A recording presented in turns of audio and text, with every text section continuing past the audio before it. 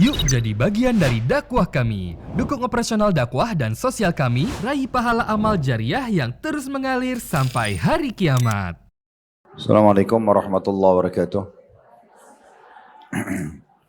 Alhamdulillah, tidak pernah berhenti lisan kita memuji dan memuja Allah atas segala nikmat yang Allah limpahkan kepada kita. Terutama tentunya Allah masih memberikan kesempatan lagi kita hari ini untuk bisa menambah amal-amal soleh kita.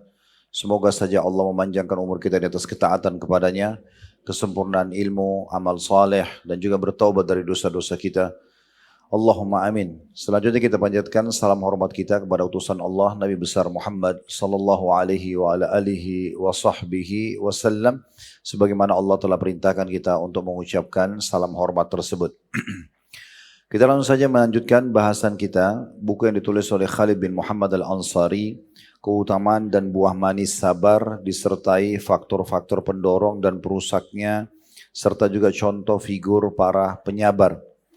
Baik, setelah kita membahas pada kesempatan yang lalu tentang definisi sabar, sudah panjang lebar kita jelaskan di buku kita dari halaman 7 itu sampai di halaman 12.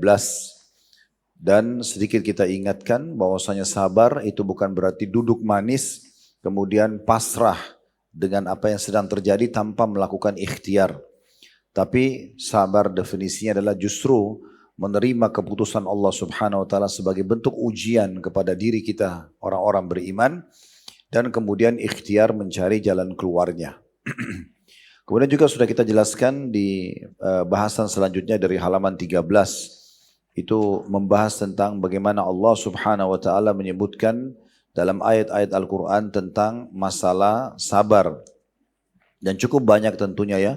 Di antaranya ayat yang paling menarik untuk kita bahas masalah sabar dalam surah Yusuf ayat 90 di halaman 15 di buku ibu-ibu sekalian. Innahu may yattaqi wa yasbir fa innallaha la yudhi'u ajral muhsinin. Sesungguhnya barang siapa yang bertakwa kepada Allah, maksudnya patuh dan tunduk, mengerjakan perintah, meninggalkan larangan, dan juga bersabar, maka sungguhnya Allah tidak akan menyia-nyiakan pahala orang-orang yang berbuat baik. Juga sudah kita bahas tentang sabar dalam sunnah Nabi SAW. Dan itu dimulai dari halaman 19 sampai di bahasan kita yang terakhir di halaman 28. Dan juga ini banyak sekali hadis-hadisnya sudah kita bahas satu persatu. Saya ingatkan hadis Nabi SAW yang pertama di dalam bahasan masalah hadis itu di halaman 20. Kata Nabi SAW, وَمَنْ يَتَصَبَّرْ يُصَبِّرْهُ اللَّهُ وَمَا أُعْتِيَ أَحَدٌ عَطَاءً خَيْرًا وَأَوْسَعَ مِنَ الصَّبْرِ. Dan siapa yang memaksa diri untuk bersabar, niscaya Allah akan memudahkannya bersabar. Dan tidaklah seseorang dianugerahi sesuatu yang lebih baik dan lebih lapang baginya daripada sikap sabar. Artinya kalau ibu-ibu sekalian dikaruniai oleh Allah Subhanahu wa taala kesabaran, itu berarti Allah sedang memilih ibu di antara sekian banyak hambanya untuk memiliki dan mendapatkan karunia terbesar. Karena syukur dalam nikmat, misalnya ibu lagi makan, kenyang, berpakaian, apalah semua nikmat yang kita rasakan, kita tidak sulit untuk bersyukur. Walaupun ada orang yang tetap tidak bersyukur ya. Sangat mudah kita kalau kenyang mengatakan Alhamdulillah, atau kita lagi sehat Alhamdulillah. Tapi yang jadi masalah ini kalau ada ujian. Lebih berat seseorang itu bersabar, gitu ya. Lebih berat seseorang itu bersabar. Oleh karena itu memang ada banyak sekali di hadis-hadis Nabi SAW yang menyebutkan tentang keutamaan, di antaranya tadi yang baru kita sampaikan. Tidak ada sesuatu yang paling besar yang Allah karuniakan kepada seorang hamba dibandingkan kalau dia dikaruniakan sifat sabar. Kemudian juga sudah kita bahas dari halaman 29 sampai di halaman 33. Ini yang terakhir kita bahas ya. Tentang masalah perkataan-perkataan agung tentang sabar. Maksudnya perkataan para salafus salih. Bagaimana para sahabat, para tabi'in, mereka sangat senang kalau mereka memiliki sifat sabar. Dan mereka menganggap itu sebuah karunia yang sangat besar. Di antaranya perkataan Umar radhiyallahu anhu, saya ingatkan kembali di halaman 29. Lau anna sabra wa syukra ba'irani ma balautu ayyuhuma rakibtu. Seandainya sabar dan syukur adalah dua ekor unta, niscaya aku tidak akan peduli manapun di antara keduanya yang harus aku tunggangi. Artinya bersyukur atas nikmat atau bersabar atas ujian. Dan beliau juga mengatakan wajadna khaira aishina bis sabr. Beliau mengatakan kami mendapatkan kebaikan hidup kami, justru ketentraman, kemakmuran, kebahagiaan kami temukan justru kalau diikuti dan diselimuti kehidupan tersebut dengan sifat sabar. Kita akan masuk sekarang di materi kita di halaman 35 ya, lembaran kelima, contoh figur orang-orang sabar. Namun sebelumnya saya ingatkan kembali sabar dalam 3 hal ibu-ibu sekalian ya. Sabar dalam mengerjakan ketaatan kepada Allah Subhanahu wa taala. Ibu dulu dalam majelis ilmu seperti ini, ibu bangun sholat malam, ibu bersedekah di saat butuh, ibu meninggalkan keluarga dan negeri tercinta, pergi haji dan umroh misalnya. Semua itu butuh kesabaran dalam mengerjakan ketaatan. Kemudian yang kedua, sabar dalam meninggalkan maksiat. Setiap orang di antara kita pasti punya peluang untuk melakukan perbuatan dosa.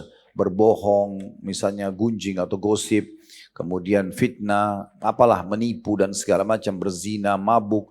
Tapi pada saat tawaran syaitan itu datang, kita bersabar. Artinya kita menolak dan kita tahu itu Allah haramkan, maka saya tidak mau mengerjakannya. Lalu sabar yang ketiga adalah sabar atas ujian harian. Sakit, gangguan orang dan segala macam. Ini sudah kemudian kita tidak beratkan jelaskan ya. Karena kebanyakan orang memahami sabar di negeri kita ini hanya poin yang ketiga. Kalau sakit saja, kalau gangguan orang baru dianggap sabar. Padahal sebenarnya sabar dalam mengerjakan ketaatan juga bagian daripada ibadah. Sabar meninggalkan dosa juga begitu dan sabar dalam ujian harian. Baik, di halaman 35 saya akan langsung bacakan setelah menulis lembaran kelima, begitu judulnya ya.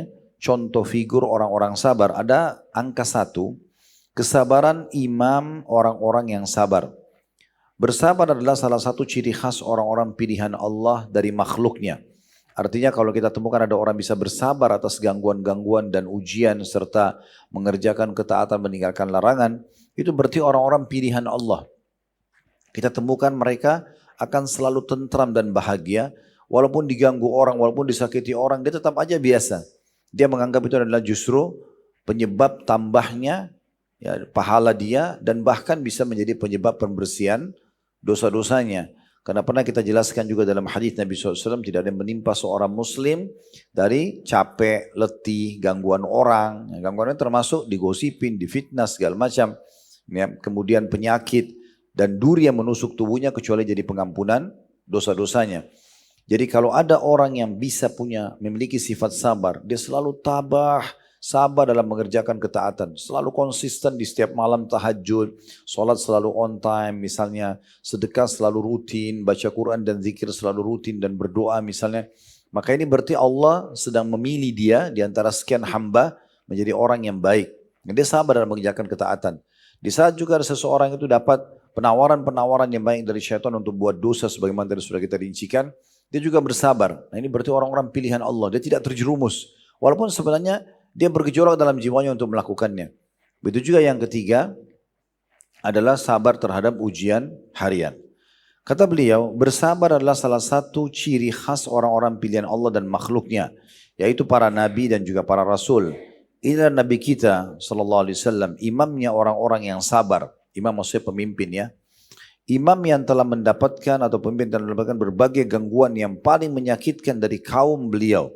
Akan tetapi beliau bersabar dalam menghadapi gangguan yang beliau dapatkan dan terus mengerahkan jeripaya dalam menyebarkan dakwah ini. Di antaranya ujian yang datang kepada Nabi SAW.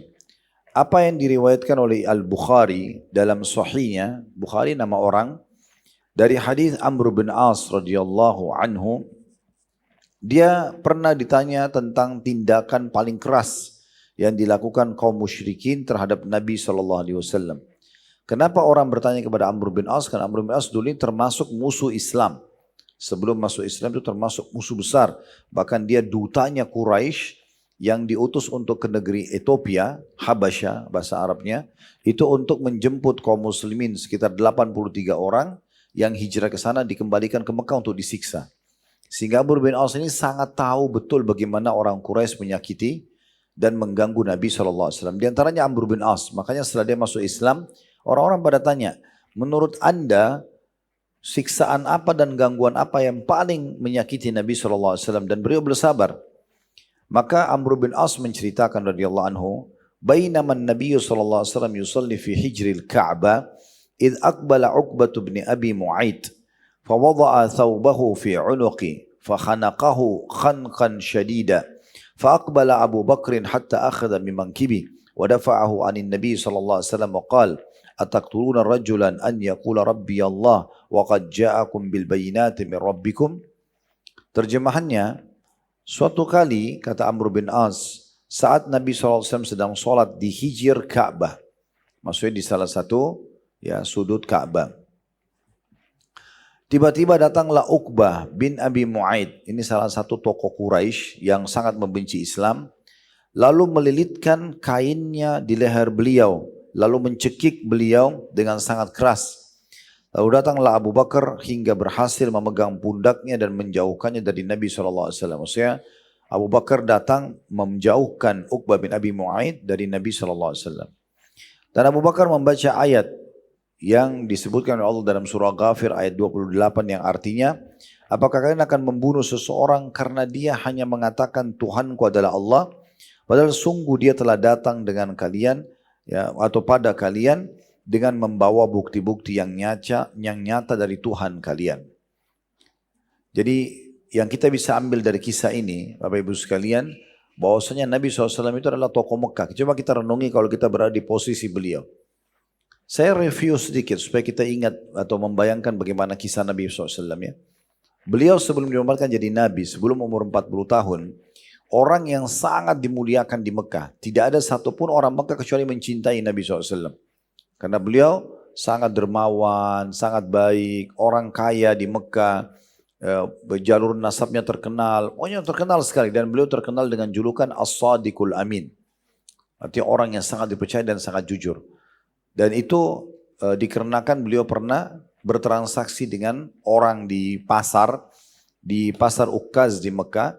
Dan orang itu setelah beli produk Nabi SAW, dia lupa kalau dia beli barang, kemudian dia pergi meninggalkan Nabi SAW. Setelah 3 hari baru dia datang, dia ingat, dia datang lagi, dia baru ingat kalau dia belanja barang dari seseorang yang bernama Muhammad SAW.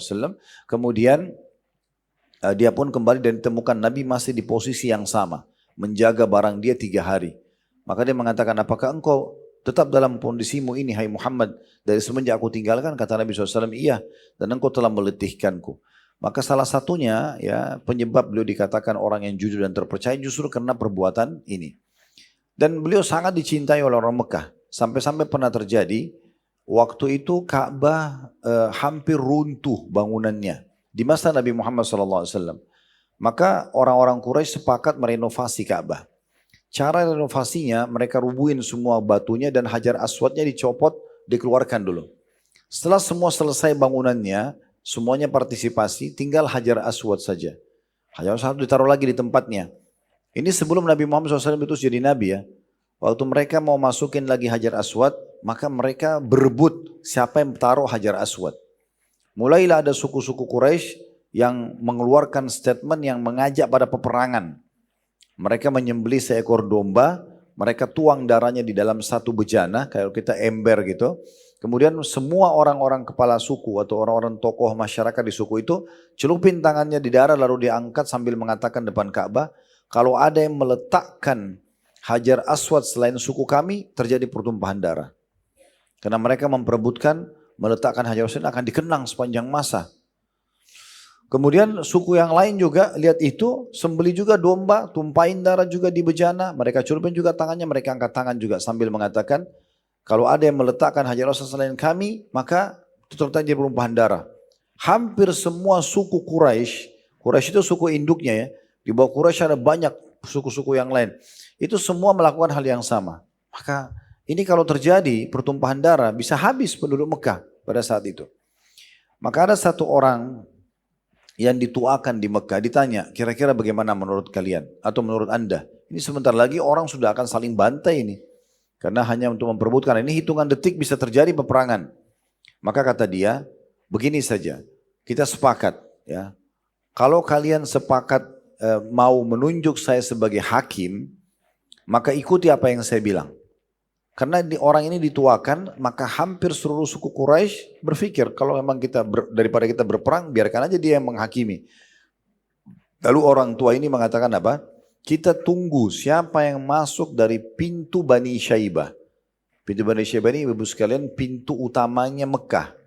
Masa dulu itu semua kota ada dindingnya, ada pintu gerbangnya. Nah pintu gerbang itu namanya pintu Bani Syaibah. Maka kata tokoh orang tua ini, siapa yang pertama masuk dari pintu Bani Syaibah, kita jadikan dia sebagai hakim. Dia yang tunjuk siapapun, dia yang ambil keputusan, kita harus ikutin. Maka mereka semua mengatakan baik, kami setuju. Dan yang uniknya, ini dalam buku-buku sejarah dikatakan, yang masuk pertama kali dari pintu itu, ibu-ibu sekalian adalah Nabi Muhammad SAW. Sebelum beliau jadi Nabi ya. Begitu mereka lihat Nabi Muhammad datang, semua suku Arab yang tadi yang hampir saling bunuh-membunuh mengatakan, As-sadiqul amin, as-sadiqul amin radina. Orang yang jujur dan terpercaya, maka kami ridho. Maka Nabi Muhammad SAW pun datang menghakimi mereka dengan cara beliau membuka jubahnya, lalu beliau kain besar, beliau letakkan, lalu beliau sendiri angkat Hajar Aswad di tengah-tengahnya, lalu beliau minta semua kepala suku yang ada, itu partisipasi, kepala sukunya saja, masing-masing pegang ujung kain. Sehingga ujung kain itu semua dipegang oleh kepala suku, dan yang mengangkat batu Hajar Aswad ke dalam tengah kain itu adalah Nabi Muhammad SAW. Dibawalah sampai ke dekat Ka'bah, dan yang meletakkan di Ka'bah adalah Nabi Muhammad SAW. Akhirnya dengan ini terjadi atau tidak terjadi pertikaian di antara mereka. Itu menandakan orang Mekah sangat percaya dengan beliau, kan gitu. Tapi kita bayangkan Bapak Ibu sekalian, ini salah satunya saja dan cukup banyak kisah-kisah Nabi SAW yang membuat orang-orang Mekah itu sangat terpukau dengan akhlak dan kebaikan beliau gitu ya. Nah tapi pada saat beliau diutus jadi Nabi, Bapak Ibu sekalian, ternyata orang-orang banyak mendustakan. Termasuk orang terdekatnya seperti Abu Lahab. Abu Lahab itu paman beliau. Ya. Abu Lahab ini anak laki-lakinya menikah dengan anak perempuan Nabi. Jadi selain paman Nabi juga besannya Nabi. Tapi begitu Nabi mengaku bahwasanya seorang Nabi dan mengajak orang Mekah untuk beriman, maka Abu Lahab orang pertama membenci Nabi, ponakannya sendiri, dan dia suruh anak laki-lakinya menceraikan anak perempuan Nabi SAW.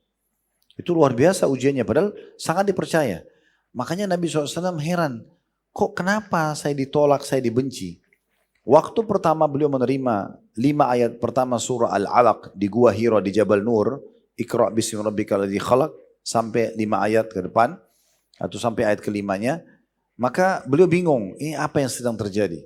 Apalagi pada saat turun dari Gua Hira, setelah di tengah malam ketemu dengan Jibril dalam kondisi postur manusia dan bercahaya, kemudian memeluk Nabi SAW dan menyuruh baca 5 ayat tersebut sampai akhirnya beliau ucapkan, dan beliau dalam kondisi ketakutan karena Jibril hilang tiba-tiba, dan beliau belum tahu kalau itu Jibril.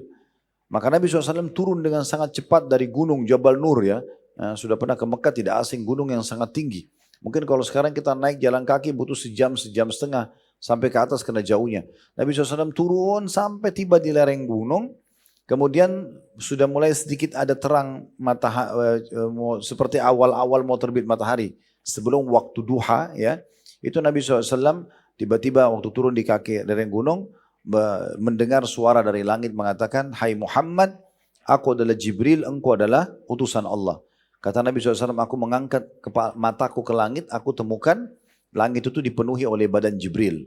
Timur, barat, utara, selatan, karena besarnya badan Jibril alaihissalam. Dalam riwayat Nabi mengatakan Jibril dikaruniai oleh Allah 600 ekor sayap, yang kalau satu sayapnya dikebaskan bumi ini maka akan hancur bumi ini. Maka Nabi SAW tambah takut waktu itu. Manusiawi, beliau belum tahu ini utusan Allah, beliau belum tahu ini malaikat Jibril, tidak tahu sama sekali, beliau tidak tahu apa-apa. Jadi seperti kita masih belum tahu apa-apa, tiba-tiba ketemu kejadian dahsyat seperti ini. Maka Nabi SAW lari-lari ke rumahnya, kemudian bertemu dengan Khadijah radhiyallahu anha, dan ini penyebab kenapa Khadijah ya sangat dipuji di dalam Islam, bahkan disiapkan satu istana di surga yang sangat istimewa, tidak ada kebisingan ya dari intan yang berongga dan segala macam dalam hadis disebutkan. Itu karena beliau begitu, beliau tidak pernah menakut-nakuti suaminya, tidak pernah menyangka dan buruk dan segala macam. Begitu Nabi SAW datang dalam kondisi ketakutan, maka Khadijah membuka pintu dan dia terdiam, dia nunggu suaminya memberikan instruksi apa. Nabi SAW mengatakan, "Zammiluni, zammiluni." Selimuti aku, selimuti aku. Itulah sebab dinamakan surah Al-Muzammil, orang yang berselimut ya. Karena Nabi bilang zammiluni zammil, selimuti saya. Khadijah nggak pakai banyak tanya, selimuti Nabi, ditenangkan, setelah dihidangkan minum segala macam, baru Nabi ceritakan. Tadi kejadiannya begini, diceritain semuanya. Bagaimana waktu malam hari ketemu dengan Jibril di Gua Hiro dan bagaimana turun, bagaimana dia lihat ada makhluk yang sangat besar memenuhi langit dan dia belum tahu itu siapa.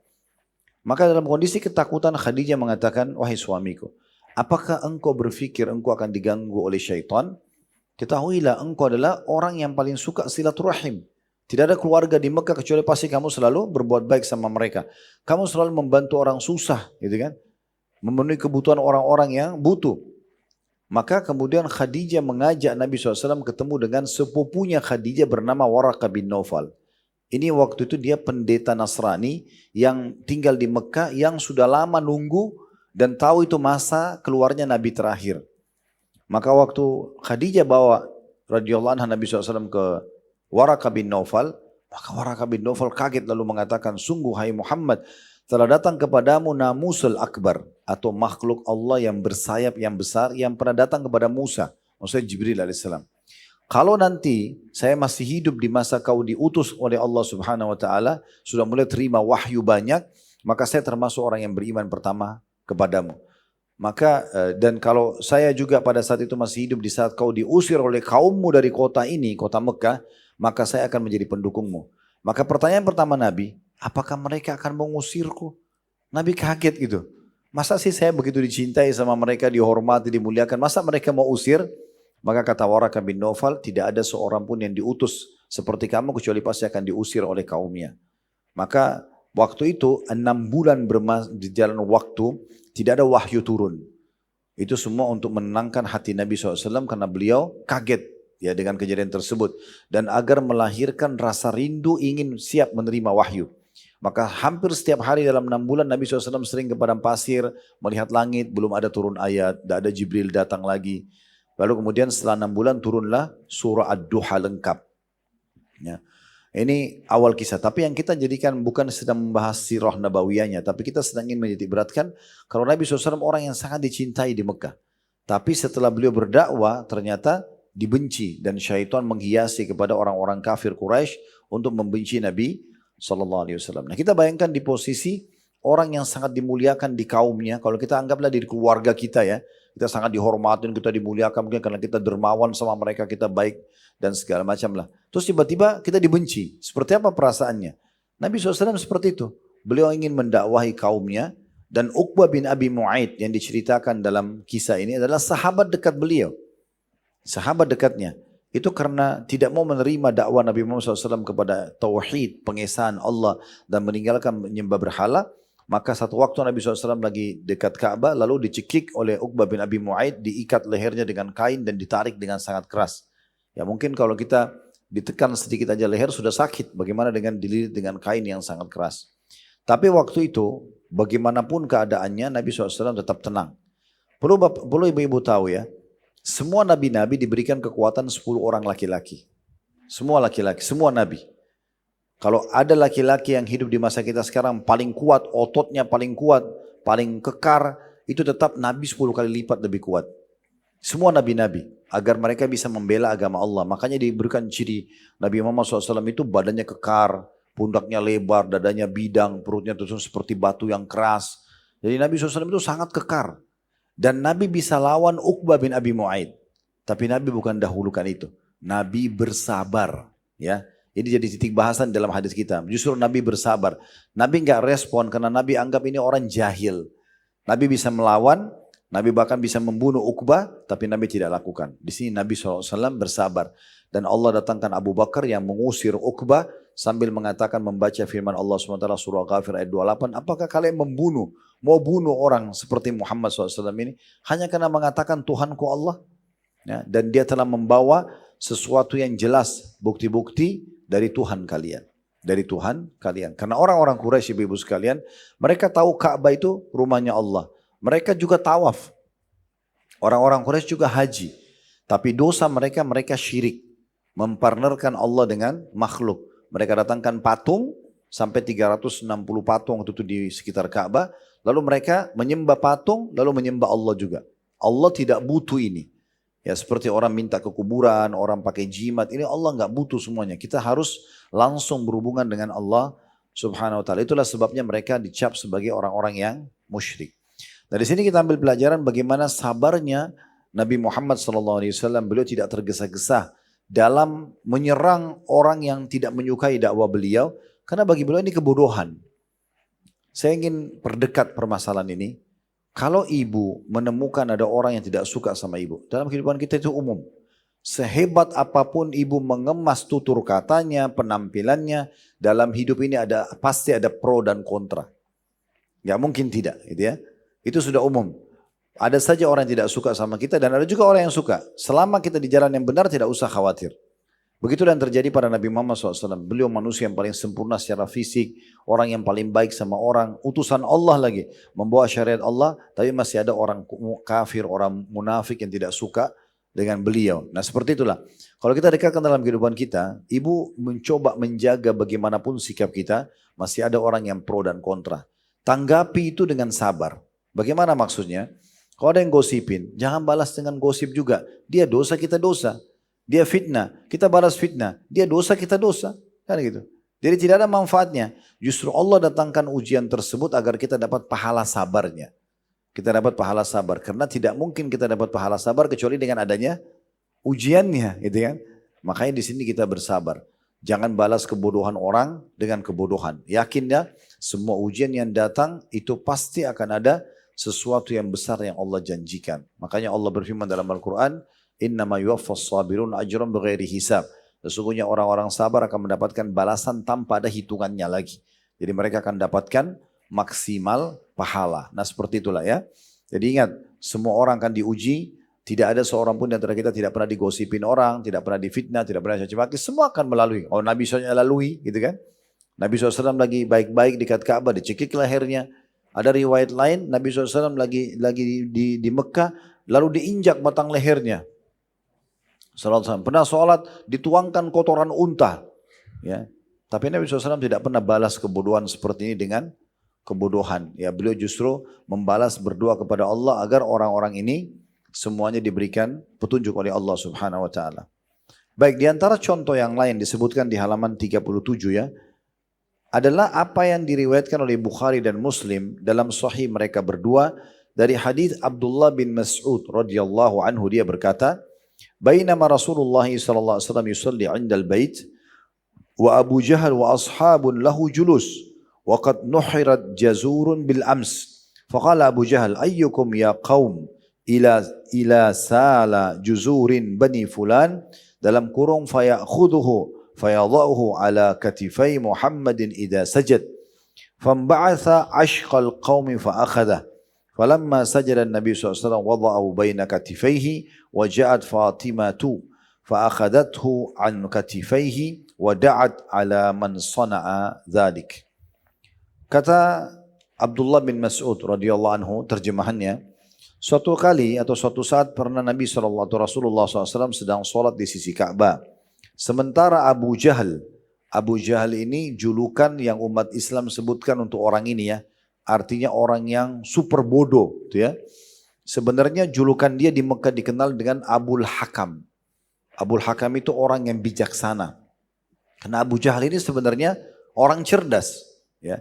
Sebab dia dinamakan Abu Jahal, ibu-ibu sekalian, itu karena dia setiap malam dia sering datang diam-diam ke dinding rumah Nabi, lalu dia dengarkan ayat Al-Quran. Setiap malam. Dan uniknya dia datang dengar, Abu Sufyan juga tokoh Mekah yang lain datang dengar, ada lagi satu tokoh Mekah yang lain datang, tapi di sudut yang berbeda. Begitu menjelang subuh, Nabi SAW sudah berhenti ngaji, mereka keluar, mereka mau pulang ke rumahnya, lalu ketemu satu sama yang lain. Terus saling nanya, kalian ngapain di sini? Kamu ngapain di sini? Lalu akhirnya mengaku, oh saya habis dengarin ayat Al-Quran yang Muhammad baca. Oke, akhirnya tiga-tiganya sepakat. Udah ya, kita nggak boleh datang lagi nih. Kalau kita datang lagi orang Mekah lihat nanti akhirnya ya mereka beriman pada Muhammad. Kita ini tokoh-tokoh Mekah. Besok kita janjian tidak ketemu, tidak datang lagi. Besoknya datang lagi. Mereka mengira satu sama yang lain tidak datang gitu. Sebetulnya menjelang subuh ketemu lagi. Janjian lagi tidak mengulanginya. Hari ketiga masih ulangi lagi. Akhirnya Abu Sufyan ngobrol sama orang satu tokoh Quraisy, saya lupa namanya, tapi namanya juga ada disebutkan dalam buku-buku sejarah. Abu Sufyan bilang, bagaimana menurut kamu? Apa yang kita dengar? Ini kita kayak mau doain diri sendiri. Kita janjian gak mau ketemu, gak mau dengar, datang lagi besok dengar. Karena mereka ngerti apa yang Nabi baca dalam bahasa Arab. Mereka ngerti tentang hari kiamat, tentang kematian, tentang surga neraka. Ini gak ada yang salah. Maka Abu Sufyan sepakat sama temannya kalau ini benar. Kita harus akui ini adalah benar. Sekarang kita datang kepada Abul Hakam. Nah ini yang kita sedang nukil kisahnya. Yang dapat julukan Abu Jahal. Dari mana dapat julukan Abu Jahal? Dari kisah ini. Ya, artinya orang yang sangat bodoh dari julukan orang yang sangat bijaksana. Maka Abu Sufyan sama temannya datang ke rumah Abu Jahal lalu mengatakan, wahai Abu Hakam, kita nggak boleh bohongin diri kita ini. 3 hari kita janjian tidak mau mengulangi, ternyata kita mengulanginya, gitu kan? Kira-kira kami mau tanya, kamu memimpin kami di Mekah.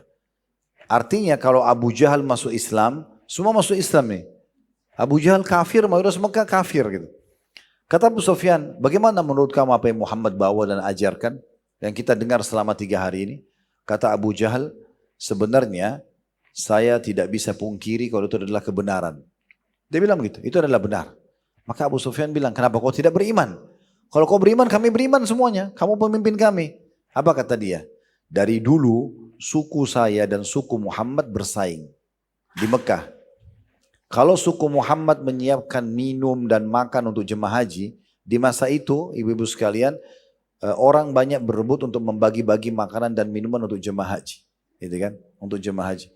Akhirnya Abu Sufyan mengatakan, bagaimana menurut kamu? Dia bilang ini adalah benar. Saya tidak bisa bohongin diri saya. Lalu kenapa kau tidak beriman? Kalau kau beriman, kami beriman semuanya. Dia bilang dari dulu suku saya sama suku Muhammad bersaing di Mekah. Kalau suku Muhammad menyiapkan makan dan minum buat jemaah haji, karena waktu itu mereka tahu itu ibadah.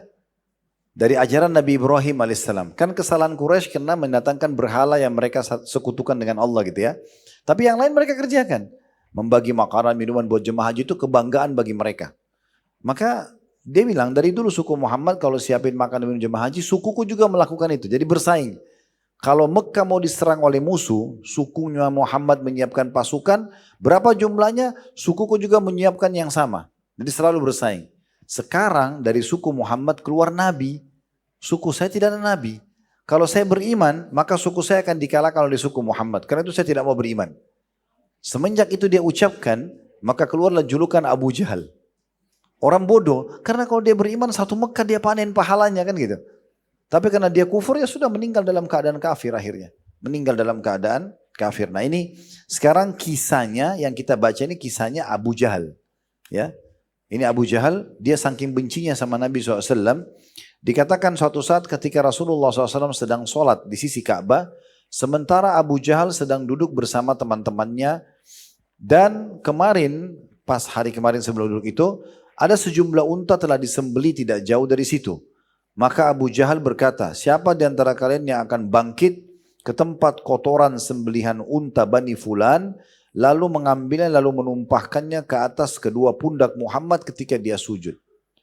Jadi maksudnya Abu Jahal bilang sama orang situ, siapa yang mau buat nih? Itu kan ada unta-unta kemarin dipotong tuh, ada isi perutnya, ada kotorannya dibuang tuh. Ya, itu siapa yang mau ambil, tuangin ke Muhammad pada saat sedang sujud. Maka bangkitlah orang yang paling celaka di antara mereka. Maksudnya ada satu orang lalu ambil inisiatif, dia mau melakukan itu. Lalu mengambil kotoran tersebut dan tak kala Nabi SAW sujud, dia meletakkannya di antara kedua pundak beliau SAW. Lalu datanglah Fatimah, anak beliau radhiyallahu anha, lalu menyingkirkan kotoran tersebut dari kedua pundak beliau dan mendoakan keburukan kepada orang-orang yang melakukan hal tersebut. Ada footnote di bawah, nomor 32 diriwayatkan oleh Bukhari. Riwayat ini juga memberikan atau menunjukkan kepada kita tentang sabarnya Nabi SAW. Beliau sampai-sampai tidak membalas perbuatan orang yang sudah meletakkan kotoran di pundak beliau. Karena bagi beliau ini adalah kejahilan. Ini adalah kebodohan. Gak perlu dibalas kebodohan dengan kebodohan. Perlu saya ingatkan juga satu riwayat, Bapak Ibu sekalian atau Ibu-Ibu sekalian. Kita perlu titik beratkan riwayat ini ya. Kata Nabi SAW, kalau terjadi pertikaian antara dua orang, terjadi pertengkaran, misalnya ibu dan bapak terjadi masalah dengan seseorang, gitu ya. Kemudian anggap bapak ibu dalam kondisi benar. Kita anggap begitu ya. Yang sedang menyerang bapak ibu itu salah. Selama bapak ibu tidak balas, maka pahala bapak ibu terus berjalan. Terus berjalan, tidak dibalas ini ya. Dia gosipin, dia fitnah, udah kita nggak peduli. Anggap seperti tidak pernah dengar gitu ya. Kita tidak respon gitu. Maka pahala kita berjalan ya, dan dia terus berjalan dosanya. Sampai dia berhenti dan dia bertobat. Tapi yang jadi masalah, kata Nabi SAW, kalau orang yang sedang terdolimi atau sedang diserang membalas, maka nanti di hari kiamat akan dilihat. Kalau balasan orang yang sedang terdolimi itu lebih kecil daripada serangan orang yang menyerangnya. Misal orang yang nyerang dia nilai dosanya 10 misalnya. Ibu dan bapak membalas dengan 5 angkanya. Maka hari kiamat orang yang terdolimi akan mendapatkan 5 tambahan pahala karena itu yang dia tidak dapatkan, dia tidak balaskan ke orang itu. Ya. Lalu kata Nabi SAW, namun kalau yang dibalaskan seimbang dengan yang menyerang, maka akan impas. Di hari kiamat tidak ada tuntutan apa-apa. Lalu ini yang masalah ini, penutupan hadis kata Nabi SAW. Namun kalau orang yang terzalimi membalas lebih besar daripada yang diserangkan pada dia, maka sebaliknya justru apa yang dia miliki dari pahala akan diberikan pada orang yang sudah menzalimi dia. Contoh misalnya ada orang gosipin bapak ibu balas dengan membunuhnya. Contoh ya. Atau ada orang fitnah dibalas dengan bunuh. Tentu bunuh lebih besar dosanya kan gitu. Nanti hari kiamat justru dia yang beruntung. Kan gitu. Apa maksudnya riwayat ini Bapak Ibu sekalian? Tidak usah balas kebodohan orang dengan kebodohan. Kita kalau mau, saya sudah bilang tadi, Bapak Ibu berusaha semaksimal mungkin menjaga tutur katanya, sikapnya. Ada orang yang pro kontra. Saya pernah berbagi di pengajian, saya nggak ingat di sini pernah sampaikan atau tidak. Tapi Bapak Ibu kalau mau dengar tilawah Al-Quran yang bagus gitu ya, yang khusyuk banget itu, saya biasanya fokus ke sholat subuh di Masjid Haram. Coba cari ketik aja di Google misalnya sholat subuh Masjid Haram. Karena kalau sholat subuh itu subhanallah imam haram itu suaranya lebih bagus dari yang lainnya. Karena biasanya mereka itu tidak terlalu banyak, orang kan banyak berapa jam itu libur makan lah ya, tanda kutip ya kalau malam itu ya, sudah tidur kemudian bangun sholat malam, sholat subuh itu biasanya suaranya lebih merdu. Makanya kalau mau cari suara imam yang bagus itu biasanya di subuh ya. Kalau di Masjid Haram, saya biasa kalau mau nambah iman saya coba cek deh mana di Google imam Masjid Haram siapa ya. Kebetulan waktu itu saya lagi dengar tilawahnya Dr. Abdullah Juhani. Orang ini suaranya bagus banget, Abdullah Juhani. Kalau ibu-ibu dan bapak sekalian mau cek coba Dr. Abdullah Juhani aja. Ketik nanti dengar orangnya, dengar suaranya. Ini cuplikan ini ibu bapak. Ini saya saksikan sendiri ya. Saya buka di handphone saya soalnya. Itu di YouTube hanya nonton dari iqamah sholat. Ini Dr. Abdullah Juhani nggak ngomong apa-apa nih. Cuma muazzin iqamah, dia cuma bilang istawu, luruskan, takbir, baca ayat, ya Al-Fatihah baca ayat, ruku, seperti sholat subuh 2 rakaat, 10 menit selesai gitu kan. Selepas beliau salam, saya juga sudah selesai ikuti tadabbur ayat-ayatnya karena kebetulan Allah mudahkan kami faham apa yang dibaca gitu kan. Maka pada saat selesai, saya mau tutup YouTube itu, saya tidak sengaja lihat ternyata ada orang yang dislike. Ada orang yang nonton itu, dia klik jempol bawah, coba. Saya waktu itu merenung begini, apa salahnya Dr. Abdullah ini? Hanya jadi imam, nggak ngomong, nggak apa. Lain kalau orang lagi ceramah mungkin ada salahnya. Ini datang sholatnya benar, baca ayat Quran. Artinya orang yang masuk di situ hanya untuk jempol bawah itu iseng banget. Kan dia kalau nggak suka nggak usah masuk di situ. Tapi coba lihat, pro kontra dalam hidup kita tuh ada. Orang sudah sebaik itu masih ada yang tidak suka. Jadi jangan bilang kenapa ya ada orang tidak suka sama saya. Itu sudah sunnatullah. Ya. Jadi jangan heran. Kecuali bapak ibu sendirian digosipin satu dunia. Nah wajar ibu heran. Nah ini semua orang. Kan gitu. Justru di saat itu butuh sabar. Ya. Makanya seorang salafus salih dulu. Beliau lagi pas habis beli kurma. Kurmanya masih dengan tangkainya, ranum, segar gitu ya. Begitu dia mau nikmati, muridnya datang lalu mengatakan, wahai imam, imam itu kayak kita kiai, ustadz gitu ya. Si fulan sedang menceritakan Anda, menggosipin Anda. Beliau tutup kembali kurmahnya, yang basi baru dibeli belum dimakan sama dia. Dia bilang sama muridnya, bawa ini ke orang itu. Dan sampaikan pesan saya, terima kasih ya. Dia sudah berbagi pahalanya sebagai imbalan dari saya kasih kurma ini. Gitu. Begitu aja mereka membalasnya. Jadi bukan ini gosip, wah itu memang kurang ajar, apalah segala macam. Tambah jadi, ya, tambah macam-macam. Ingat ya, kalau ada orang yang mau berbuat jahat sama kita, selama kita tidak meresponnya, maka dia akan habis, dia akan berhenti. Karena harapan dia ibu dan bapak respon. Dia caci maki nih. Selama kita nggak caci maki, kita cuekin, habis kata-katanya. Dia mau buat apa lagi yang kita tidak respon? Kan muncul lagi kata-kata baru, dia kena respon apa yang kita ucapin, dikemas lagi sama dia, begitu terus. Makanya kalau tidak dilayani selesai. Pernah ada orang mencaci maki Abdullah bin Abbas radhiyallahu anhu. Beliau pernah jalan, dicaci maki oleh orang tanpa sebab. Padahal ini hafal Quran, ulamanya sahabat, sepupu Nabi SAW, dicaci maki tanpa sebab. Ternyata waktu itu karena Abdullah bin Abbas pakai jubah baru. Bajunya baju baru, orang ini seperti iri lihat baju itu gitu. Dicaci maki macam-macam, Abdullah bin Abbas tidak balas. Karena tidak direspon, orang itu habisan kata-kata. Setelah selesai, Abdullah bin Abbas tanya, kamu sudah selesai? Orang itu diam. Lalu kata Abdullah bin Abbas, ambillah ini. Dibuka jubahnya dikasih. Lalu Abdullah bin Abbas bilang sama orang di sekitarnya, murid-muridnya, tunjukkan alamat rumah kita kepada orang ini. Mungkin kalau dia butuh apa-apa kita bisa penuhi. Orang itu tadinya dari musuh menjadi muridnya beliau. Kalau kita mau menjadi orang yang standar, orang jahat kita balas jahat. Orang gosip itu standar. Semua orang bisa buat. Tapi kita dianjurkan dalam Islam menjadi orang yang luar biasa. Justru keburukan kita balas dengan kebaikan. Atau kita tidak meresponnya. Jangan orang bodoh kita ikut-ikutan bodoh. Nah seperti itu pemahamannya. Baik selanjutnya. Yang bisa diambil juga pelajaran pada hadis ini. Selain kesabaran Nabi Muhammad SAW. Bagaimana juga peran Fatimah radhiyallahu anha, anak beliau. Satu-satunya anak Nabi dari 7 orang anak Nabi yang hidup sampai Nabi meninggal itu Fatimah. Anak Nabi 7, 3 laki-laki, Al-Qasim, Abdullah, dan juga Ibrahim meninggal di masa kecil laki-laki 3. Dan ada 4 anak perempuan, Ruqayyah, Ummu Kalthum, dan Zainab ini meninggal di masa hidup Nabi. Dan Fatimah saja yang hidup 1 tahun setelah Nabi meninggal baru dia meninggal. Ini salah satu ujian yang berat buat Nabi SAW. Punya 7 anak, 6 meninggal di masa hidup beliau. Jadi cuma 1 yang hidup sampai Nabi SAW meninggal. Nah Fatimah ini disebutkan di sini datang, kemudian beliau membersihkan pundak ayahnya Nabi Muhammad SAW dari kotoran tersebut.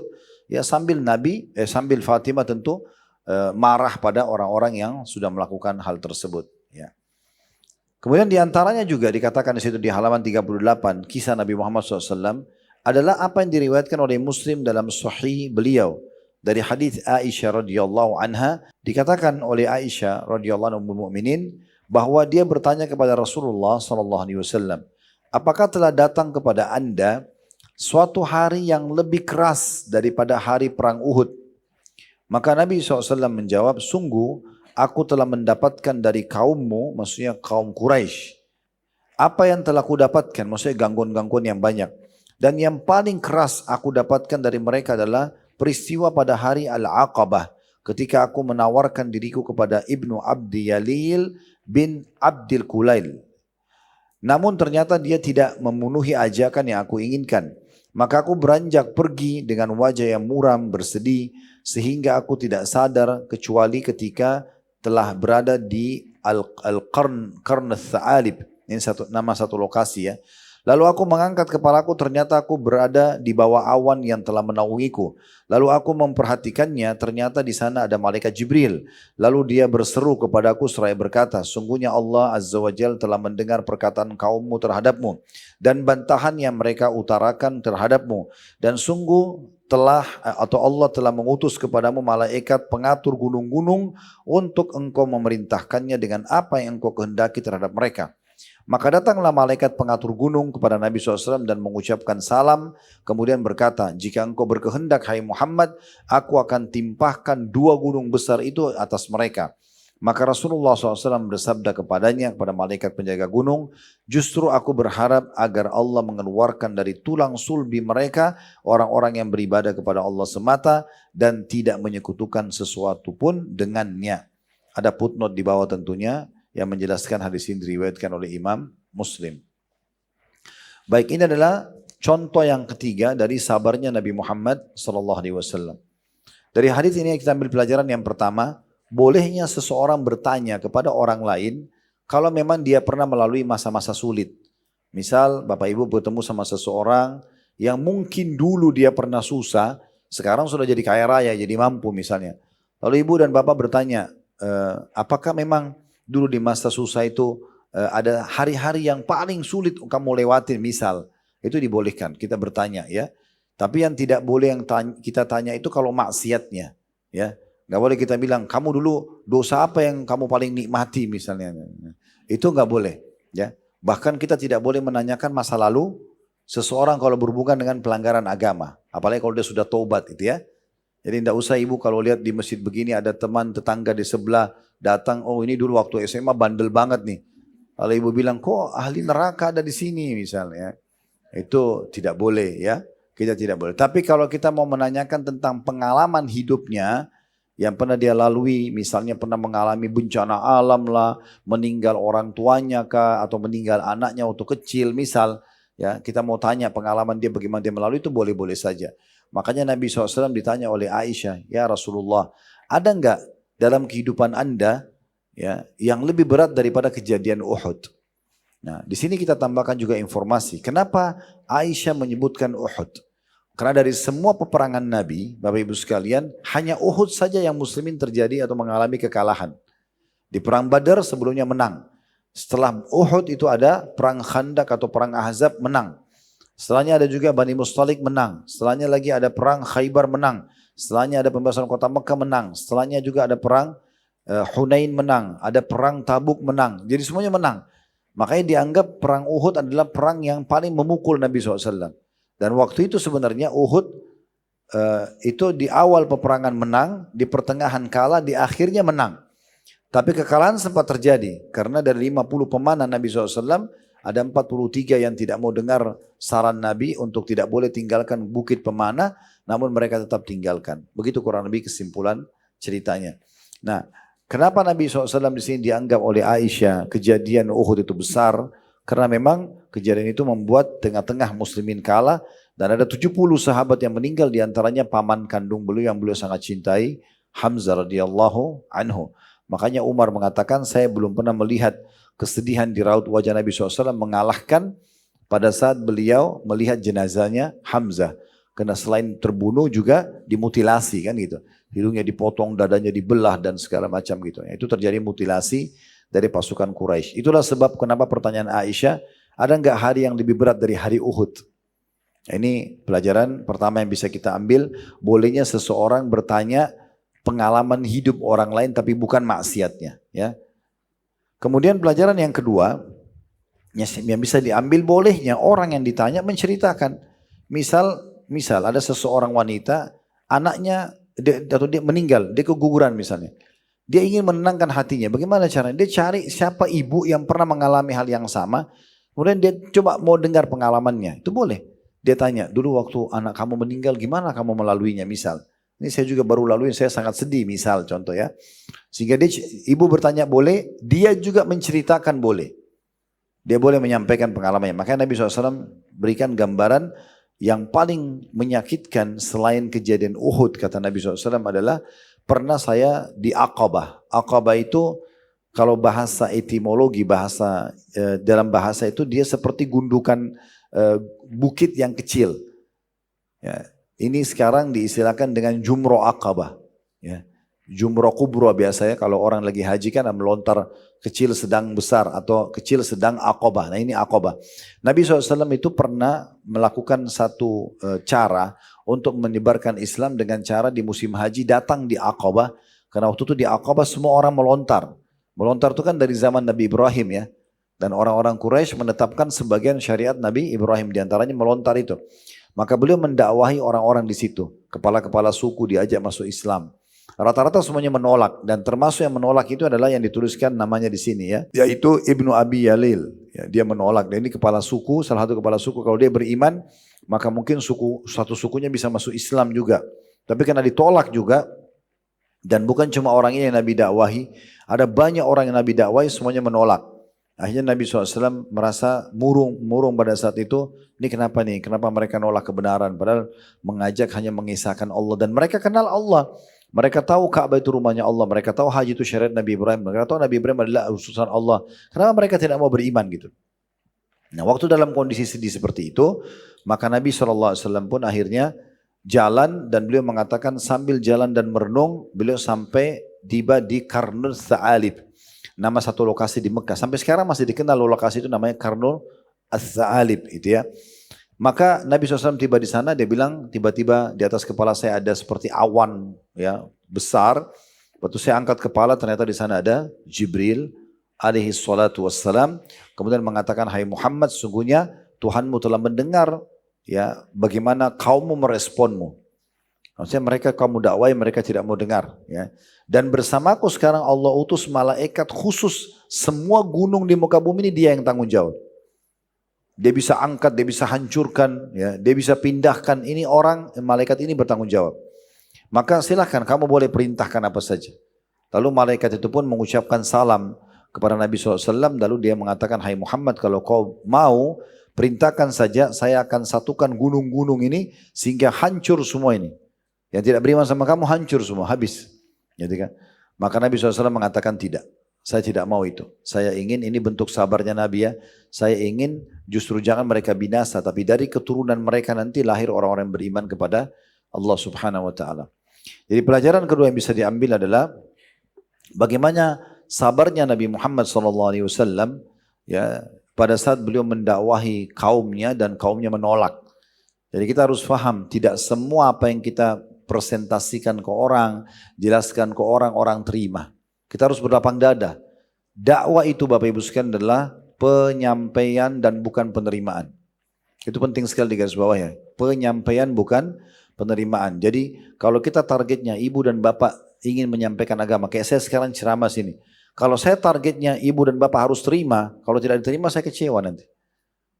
Tapi bukan itu target dakwah. Target adalah penyampaian. Tugas saya cuma menyampaikan. Bapak ibu terima, faham, gak faham, di aplikasi praktikin atau tidak, itu bukan lagi urusan saya. Itu Allah yang memberi hidayah. Saya cuma sampaikan, Bapak ibu ini loh ayatnya, ini loh hadisnya, ini loh kisahnya. Saya coba berusaha untuk menyentuh hati supaya bisa dipraktikin, tapi saya bukan penentu hidayah. Saya cuma bisa menyampaikan, dakwah penyampaian. Kalau kita targetnya penyampaian, ibu dan bapak tidak akan pernah jenuh menasihatin suaminya, istrinya, anaknya, tetangganya yang buat salah. Karena target kita penyampaian. Setiap disampaikan dapat pahala. Dia terima nggak masalah buat saya. Nah seperti itu ya. Jadi dakwah bukan targetnya penerimaan. Kalau penerimaan akan sulit. Nah seperti itulah. Makanya Nabi SAW di sini menunjukkan kepada kita, tidak penting masalah si Ibnu Abi Yalail atau yang lain itu menolak, tidak penting ya. Bahkan waktu itu ada penawaran yang luar biasa dari Allah Subhanahu wa taala karena mereka menolak dakwah Nabi. Kalau Nabi mau ikutin egonya, udah binasain aja, matikan aja orang ini, habis semuanya, langsung diterima gitu kan. Tapi di sini bagaimana sabarnya Nabi SAW dalam berdakwah ya, dan menerima gangguan-gangguan kaumnya. Pelajaran ketiga, adanya malaikat Jibril alaihissalam yang bisa diambil dari hadis ini. Dan beliau adalah pemimpin para malaikat. Ya, malaikat yang paling besar adalah Jibril alaihissalam. Dan namanya disebutkan secara khusus. Bahkan bagian daripada keimanan kita, kita iman tentang keberadaannya. Ya. Dan namanya sering disebut, dalam ayat Al-Quran disebutkan. Ya. Kemudian juga disebutkan juga dalam salah satu doa iftitah. Di awal sholat ya. Jadi ada sekitar 6 sampai 7 doa iftitah, di antaranya adalah Allahumma rabba Jibril wa Mikail wa Israfil fatiras samawati wal ard anta tahkum baina ibaduka fima ikhtalafu fi ihdini lima ikhtalafa fi minal haqqi biidnik innaka tahdi man tasha' ila siratil mustaqim. Tapi disebutkan nama Jibril dalam doa iftitah. Salah satunya ya, selain mungkin yang Bapak Ibu sudah hafal, salah satunya tadi apa yang kami bacakan. Jadi ada sekitar 6 sampai 7 doa iftitah. Itu termasuk yang kita imani keberadaannya. Dan di sini cara kita mengetahui keberadaan malaikat Bapak Ibu sekalian adalah dengan cara kita mengenal bisikan-bisikan positifnya. Semua bisikan dan ajakan kebaikan dari malaikat. Misal, Bapak Ibu lihat orang miskin, dalam hati kita tergerak bantu. Nah itu dari malaikat. Dengarin azan, sholat, terbangun tengah malam, ada ajakan sholat tahajud, ya kan gitu. Apa sajalah untuk kebaikan maka itu dari malaikat. Nanti kalau yang rivalnya, lawannya, misalnya nggak usahlah bantu itu orang bohong, tidurlah malam masih panjang, kamu besok banyak acara, itu syaitan. Ya, seperti itu. Makanya Nabi SAW mengatakan kalau seseorang terkaget di malam hari, pendampingnya dari malaikat akan bilang apa? Sholatlah. Nah pendamping dari syaitan akan bilang apa? Tidurlah malam masih panjang. Yang biasa diikutin yang mana? Nah, tahu diri sendiri ya. Ya, kemudian selanjutnya pelajaran yang keempat yang bisa kita ambil, yaitu adanya malaikat jadi malaikat ini, adanya malaikat yang kita imani dan punya tugas masing-masing. Kalau tadi Jibril sendiri, dia pemimpinnya. Tapi Bapak Ibu perlu sadari ya, alam semesta ini sedang dijaga dan dirawat. Ya, ini pergantian siang malam yang begitu rapi, kan itu. Hutan-hutan yang terawat dengan rapi, populasi manusia, populasi hewan-hewan, ya. Kemudian coba lihat buah-buahan tidak pernah habis. Ya. Mungkin kalau ada ibu bapak yang mengatakan, tapi Ustadz itu kan memang ada orang yang punya perkebunan. Oke, perkebunannya berapa luas? Terus yang di hutan itu yang tumbuh liar siapa yang urus? Hewan-hewan di air, ya di lautan, di sungai, ikan, segala macam jenis cumi, udang. Ini siapa yang urus semuanya? Ini semua diurus oleh para malaikat, itu tugas mereka. Bapak Ibu bisa baca surah nomor 77 dan 79. Dua surah ini di ayat-ayat pertamanya menceritakan tentang tugas-tugas para malaikat. Di antaranya mereka mengurus urusan bumi ini. Ya, masalah pergantian musim, musim hujan, musim panas, pergantian siang malam, populasi manusia, hewan dan segala itu semua mereka yang urus. Ya, Allah SWT yang tugaskan mereka. Nah, di antaranya ada yang bertugas menjaga gunung-gunung, Nah, ini malaikat tidak disebutkan namanya di sini. Dan memang dia datang ditugaskan oleh Allah SWT untuk memberikan kesempatan Nabi, ayo mau dihukum atau tidak nih? Kan gitu. Pelajaran yang kelima yang terakhir adalah bagaimana Nabi SAW mendahulukan kasih sayang daripada rasa bencinya. Makanya Nabi SAW di sini lagi disakiti, bisa saja beliau bilang sudah hancurin aja. Tapi Nabi tidak bilang itu. Nabi SAW justru memberikan kesempatan mengatakan jangan hukum mereka. Ya saya berharap dari keturunan mereka, tulang sulbi mereka lahir orang yang beriman kepada Allah. Dan betul doa Nabi diijabah ya. Karena dari Abu Jahal tadi yang Fir'aunnya umat ini ya. Orang yang sangat benci Islam itu ada lahir laki-laki namanya Ikrimah bin Abi Jahal. Ikrimah ini sangat dekat sama ayahnya dan ikut benci Islam. Tapi subhanallah di pembebasan kota Mekah, istrinya dapat hidayah masuk Islam, dia pun ikut masuk Islam. Dan dia mati syahid di perang Yarmuk. Itu anaknya Abu Jahal. Abu Jahal yang dia kufur kepada Allah meninggal di perang Badar dalam kondisi kafir. Anaknya Ikrimah beriman. Dari Al-As bin Wa'il lahir Amr bin As. Tadi ada perawi hadis kita Amr bin As. Dutanya Quraisy yang juga memerangi Islam sebelumnya. Ayahnya orang kafir. Dia masuk Islam. Dari Al-Walid bin Mughirah ada Khalid bin Walid. Akhirnya Khalid bin Walid masuk Islam. Di perang Uhud baru masuk Islam. Gitu kan. Kemudian juga ada banyak sekali dari Umayyah bin Khalaf yang majikannya Bilal yang siksa Bilal dengan batu panas itu namanya Umayyah bin Khalaf. Anaknya bernama Safwan masuk Islam juga. Jadi cukup banyak orang-orang yang dari keturunan Quraisy yang kufur kepada Allah justru akhirnya beriman karena doa Nabi SAW. Dalam beberapa buku sejarah disebutkan waktu itu Nabi Muhammad SAW diberi pilihan Bapak Ibu sekalian. Diberi pilihan. Kau mau kami binasakan ini negeri, Mekah, Taif, semua yang kufur kepada kamu ini kami binasakan, kata malaikat penjaga gunung. Saya satukan semua gunungnya hancur nih, habis. Dan dakwamu akan tersebar, tetap Islam akan tersebar. Dengan mereka hancur, Allah datangkan penggantinya yang beriman. Atau kamu bersabar, ya dakwah tetap mereka dan dakwamu juga akan tersebar. Maka Nabi SAW mengatakan kalau gitu saya bersabar. Saya tidak mau mereka dibinasakan. Nah ini kurang lebih gambaran daripada kisah dan tauladan yang pertama yaitu Nabi Muhammad SAW. InsyaAllah kedepannya kita akan lanjutkan di kisah yang kedua, kesabaran Khubayb ibn Adi radhiyallahu anhu saat terbelenggu di kayu kematian. Nanti akan ada kisahnya insyaAllah. Dan saya berharap kajian-kajian seperti ini bukan hanya sekedar kita ramaikan majelis, bukan hanya sekedar diajak karena diajak sama teman-teman, tapi ibu dan bapak niatkan ikhlas, ingin mencari ilmu dan niat untuk mengamalkan supaya lebih berkah ya. Jadi mulai sekarang kita terapkan dalam kehidupan kita bagaimana kita lebih sabar dan yakin Allah maha melihat, maha mendengar. Jangan balas kebodohan dengan kebodohan supaya kita maksimal mendapatkan pahala. Ingat, ada pahala dari syukur, ada pahala dari sabar. Ada sebagaimana ada pahala dari puasa, dari sholat, dari zakat dan seterusnya. Semua ini masing-masing punya sumber-sumber pahala. Kalau ada benar dari Allah silakan diambil dan diamalkan. Kalau ada salah dari saya mohon dimaafkan dan saya beristighfar kepada Allah SWT. Subhanakallahumma bihamdika. Asyhadu an la ilaha illa anta astaghfiruka wa atubu ilaik. Wassalamualaikum warahmatullahi wabarakatuh.